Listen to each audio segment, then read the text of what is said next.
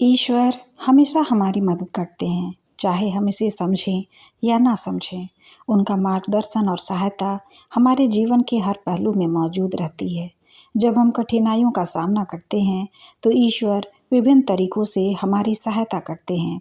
प्राकृतिक आपदाओं, बीमारियों या किसी अन्य संकट के समय हम अक्सर खुद को असहाय महसूस करते हैं। ऐसे समय में ईश्वर हमें साहस और धैर्य प्रदान करते हैं। वे हमें इस बात का एहसास कराते हैं कि हर अंधेरी रात के बाद सुबह होती है और हर कठिनाई के बाद राहत आती है। तो आइए एक कहानी के माध्यम से हम इसे समझने का प्रयास करते हैं। एक जंगल में एक साधु बहुत सालों से तपस्या कर रहा था। वह एक पेड़ के नीचे बैठकर अपनी तपस्या में मगन था। उस जगह पर पानी की बाढ़ आ जाती है। सारे लोग इधर से उधर भाग रहे थे और यह साधु अपनी तपस्या में मगन थे।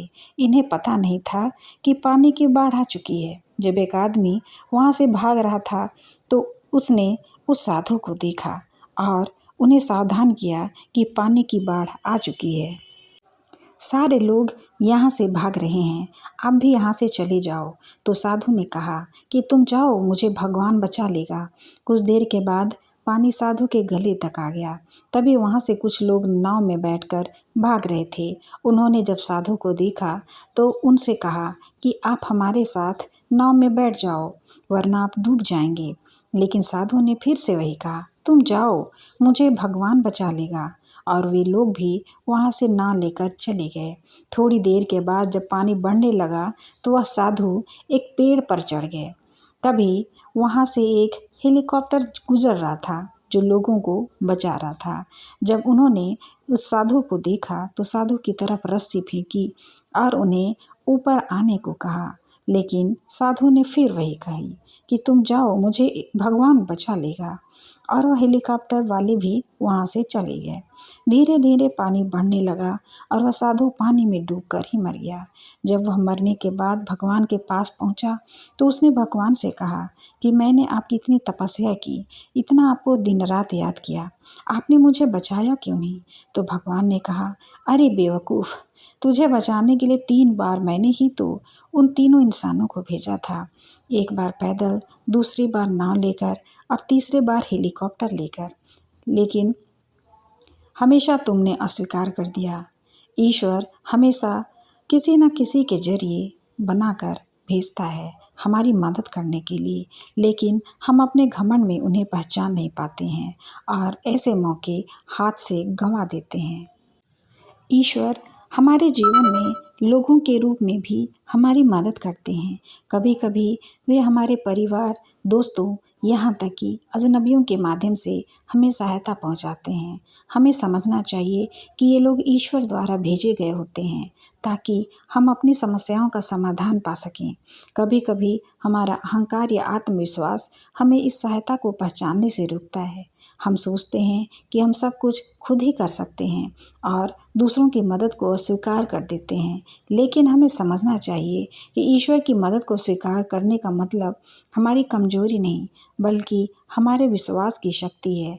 इसके अलावा ईश्वर हमारे भीतर की शक्ति और क्षमताओं को भी जागृत करते हैं।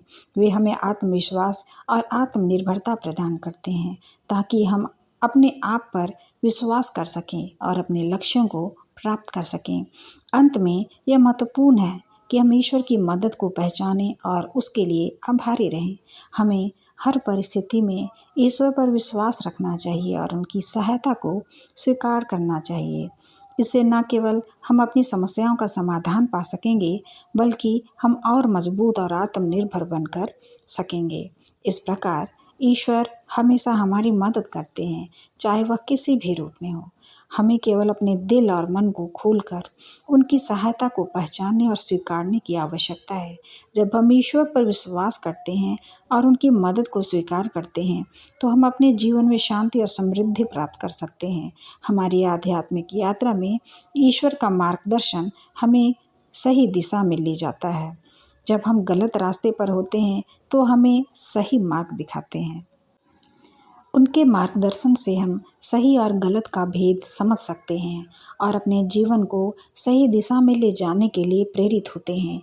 ईश्वर का सबसे बड़ा उपहार हमें यह याद दिलाता है कि हम अकेले नहीं हैं।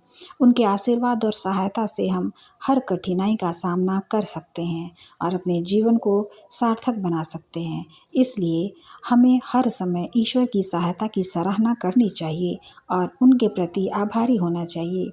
इसलिए हम यह कह सकते हैं कि ईश्वर हमेशा हमारी मदद करते हैं, चाहे हम इसे सीधे समझें या ना समझें। उनकी सहायता हमारे जीवन में एक निरंतर स्रोत है, जो हमें हर कठिनाई से उबरने में मदद करता है। हमें केवल अपने अहंकार को त्याग कर ईश्वर पर विश्वास बनाए रखना है और उनके द्वारा भेजी गई सहायता को स्वीकार करना है। इसी से हमारा जीवन सफल और संतुलित बनेगा।